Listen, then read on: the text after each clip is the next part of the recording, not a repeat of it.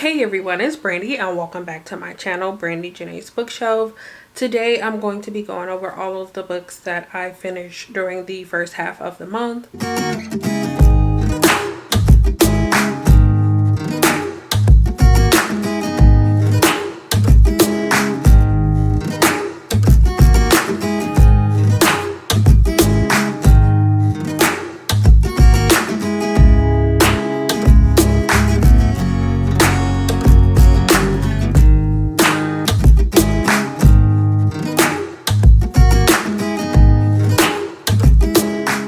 So I feel like in March, after the past 2 months, I was really trying to slow down and take my time with reading so I can, just be fully invested in what I'm currently reading.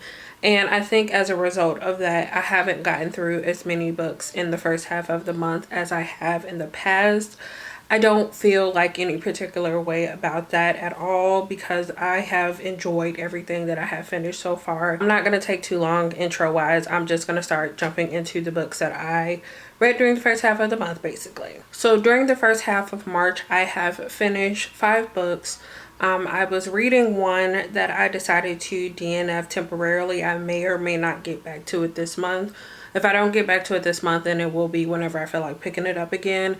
And then I am currently in the middle of 2 other books, which I will mention at the end of the video. So I'm just going to be going through them in the order that I finished them and I'm going to do my best to give you, descriptions and then thoughts on the books. As always, I don't know why I'm over explaining this right now. Anyway, starting off, the first thing that I finished in March was Fire in His Fingertips Volume 2 by Kawano Tanishi. This is one of the books that got picked during the March deck of TBR. If you haven't seen that video, it's an adult contemporary romance and it's following Rio and Soma, which this Rio is the woman, Soma is the guy. And the 2 of them are childhood best friends. They are, they're still friends in their adult stages. And Soma is a firefighter. And I don't think we get into what Rio does. But the 2 of them hang out a lot with friends. And for whatever reason, Rio is always trying to set Soma up with different women. It never seems to work out. And she just thinks he's kind of just out there, sleeping around, doing whatever he wants to do. And one day there is a fire in Rio's apartment and she pretty much loses everything, and Soma tells her that she can come and stay with him, and that is really the spark or start of their romance. I do appreciate that this volume I felt like had a tad bit more storyline. There was still a lot of sex, like almost every other moment they were having sex, but there was some story progression. They talked a little bit about their relationship and what they were looking for. As of right now, I am going to want to continue on with this because like I said, it's one of those stories that is exactly what it's supposed to be and I enjoy it. Gave this one 4 stars and I will be continuing on with it, whenever the next one comes out. The next one that I finished was Amari and the Night Brothers by B.B. Alston. This was one of the books that I had actually started back in February, like towards the end of the month, I believe. And I didn't get around to finishing it. This book follows Amari Peters, and at the start of the story, her brother has been missing for so long.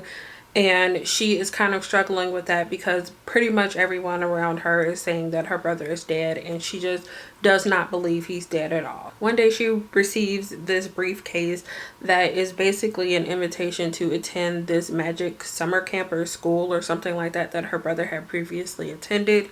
And it's like he had nominated her to go to this school. She decides that she's going to use this opportunity to figure out what her brother was doing and try to find him. This book was amazing. So I feel like whenever I try to get into middle grades, a lot of the times I have a hard time getting into it, trying to read it now, because there's just always been some type of disconnect with me in middle grade.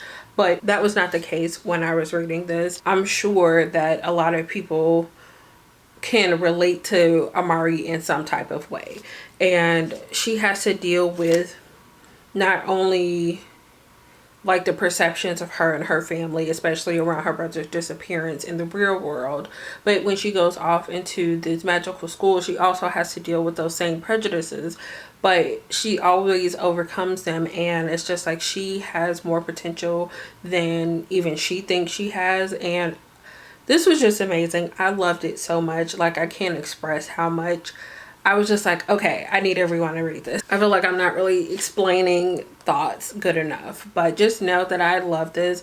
I'm already looking forward to the rest of the books that is in the series. I'm not sure exactly how many it's going to be, but if you like middle grade, go pick this up. If you have been wary about trying middle grade, but you would be interested, or you're interested in this book specifically, pick it up, because I think this is a really good one if you're like me and not really that well versed in middle grade books, especially at an older age, and you're looking for something that can like suck you into a story. I think this is a good one. Sorry, I don't think I said, but I gave this one 5 stars. Moving on to the next thing that I finished, and that is A Song of Race and Ruin by Roseanne A. Brown. So this one is a YA fantasy that's a dual perspective following Malik and Zarina. Zarina is actually the princess of the kingdom, and there was a tragic accident where both her father and her older sister were killed, and there's not a whole lot of details about that, but it's only her and her mother, which is the sultana slash queen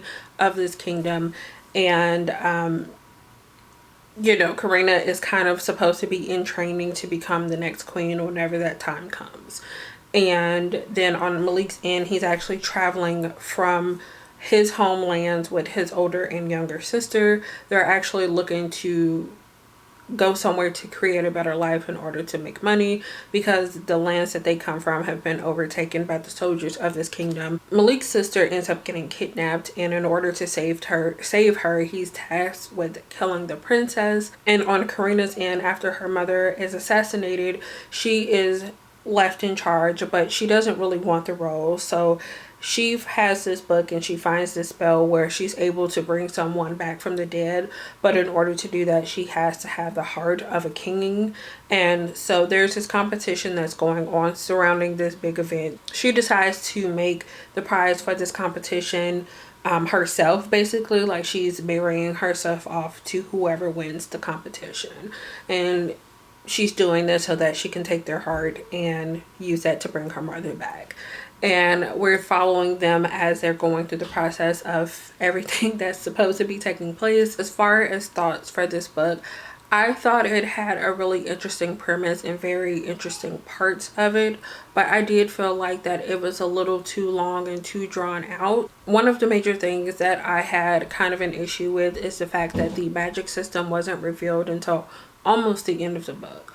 This book is like 400 pages, and I get that you want to go through character development and things like that, but there was just so much that happened that could have been cut out. Or if you're going to go through that entire process, take the time to explain the magic system, because I felt like this is one of those magic systems that's very involved and it's very different depending on like the different factions or whatever, like whichever kind of house, faction, whatever you want to call it, of magic you fall into. And to only see a very small glimpse of that, and then only, you know, I felt like I was super confused, maybe because I was reading the audiobook or listening to the audiobook and not following along with it when it was revealed. I felt really lost, and I was just like, wait, what? I was like, well, how does that differ from this? And this is happening. What, like, where does all of this come from? And it was just a lot going on, and I felt like it wasn't as concise as it could have been. With that being said, I know that this is a debut author, and for that, I'm willing to give it a little leeway for that. I ended up giving this one 4 stars, or I ended up getting 4 stars with the rating system that I'm trying out this year. And overall, I enjoyed it. Like I said, it had a very interesting premise, good parts. It's just that certain things were a little too long for me. Some of the characters' actions I wasn't really the biggest fan of, and then also I didn't appreciate that the magic wasn't explained until almost the end of the book. And the next book that I finished was Sweat and Soap Volume 5 by Kintetsu Yamada, which is another manga, and this is actually another pick from Deck of TBR. If you haven't heard me talking about this series at all, we're following 2 characters, Asako and Notori. Asako is the woman, Notori is the guy, and they're actually co-workers. Asako works in the finance department at this company called Lily Drop, which is a company that produces soaps, and they might produce like other scented things as well, but we're mainly focusing on soaps. And then Notori actually works in the research and development department, and the two of them end up meeting when Notori is walking past her one day, and he smells her, and he has like a really sensitive sense of smell, and he enjoys the way she smells, and he asks her to let him sniff her like every day for however long in order to help him with his inspiration for the product line that he was working on. And from there, the two of them end up developing a relationship. And like once again, if you haven't heard me talk about this at all, this is like one of the healthiest relationships that I have ever read in anything. Obviously, this is volume 5, so we're a lot further into the story, so I'm not going to get into too many details, but this is the volume where they're really taking the next step in their relationship. So it's actually coming up on Christmas time, I think, at the start of the story, and then we go into like a couple days into the next year as well. I think it was in volume 4 when the two of them started talking about moving in together, and then in volume 5 we kind of get some progression and talks for that. And then also we see Tori go back with Asako to meet her parents. This one is mainly just progression of their relationship. I think this series is starting to come to a close. I saw that somewhere. Not exactly sure how many volumes are left in this one, but it should be ending soon, I think. I ended up giving this one 5 stars, I believe. It was really good. It was just really sweet. I appreciated having you know, seeing how they celebrate the holidays and how they were once again taking the next step in their relationship. And then the final book that I finished in the first half of the month is The Queen's Assassin by Melissa de la Cruz. I actually just finished this the day that I'm filming. So this is another YA fantasy that is dual perspective. So on one hand, we're following Caledon Holt, who is Renovia's deadly assassin. He's actually the Queen's assassin, and he is a Queen's assassin because of a blood debt that was placed upon him. But then we're also following this girl named Shadow. She's known as Shadow of the Honeyglade. She actually wants to join the guild, which is, I'm guessing, the Assassin's Guild, and become an apprentice so that she can work alongside or be as renowned of an assassin as Caledon, because she has grown up aspiring to be like him. But she is a lady of the Renovian court, and she's expected to, you know, be a lady of the Renovian court and not be an assassin. The two of them end up having to work together to accomplish a specific goal of trying to figure out who is trying to assassinate the queen and the princess. And I'm just gonna leave it at that. I actually ended up enjoying this one. I ended up giving it 3 stars. It wasn't like the best, you know, fantasy ever, but it was an enjoyable read and it kept my attention. I feel like I'm being super short and brief with my thoughts here, but overall I enjoyed this. It's one that I want to read the sequel of. It's not a book that I can see myself like constantly rereading over and over, but for what I read, for the time that I was reading it, I thought it was a fun book to read. And if you're looking for something quick, easy to read, I think this is a good one to check out. I will go through books that I am currently reading and then wrap up the video, I guess. So I mentioned earlier, if I kept it in the video, sorry if I did not, but I mentioned that I had a book that I was currently in the middle of when the month started, and I had every intention on finishing it up. I had the audiobook, I was reading it, but I was just not in the mood, and I felt like if I kept forcing my way through it when I wasn't in the mood, I wasn't gonna like it. So I decided to DNF a book, which I feel like is very rare for me, but I was just like, I intend to go back to it. I just am not in the mood for it right now, or I wasn't at the time. But that was Wings of Ebony by JL. I don't know what it was. I don't know if it was just I wasn't in the mood for an urban fantasy at the moment. Like, I really don't know what happened, but it was one of those things where I was like putting off reading because I was like, oh, I need to pick that back up. And I was just like, I really don't feel like it. And then I felt like I wasted time to read because I didn't want to read this. So like I said, I put it down for now. So I got just over 100 pages into it. So about a third of the way through the book, I think. And I don't know, like I said, I just wasn't feeling it and I didn't want to force it. And I may go back to it this month. I'm just not sure. If I don't go back to it this month, I will obviously read it whenever I'm in the mood for it. But as of right now, just gonna take a break from this and, you know, see what happens. And then as far as books that I am currently reading, like I said, I am in the middle of 2 books.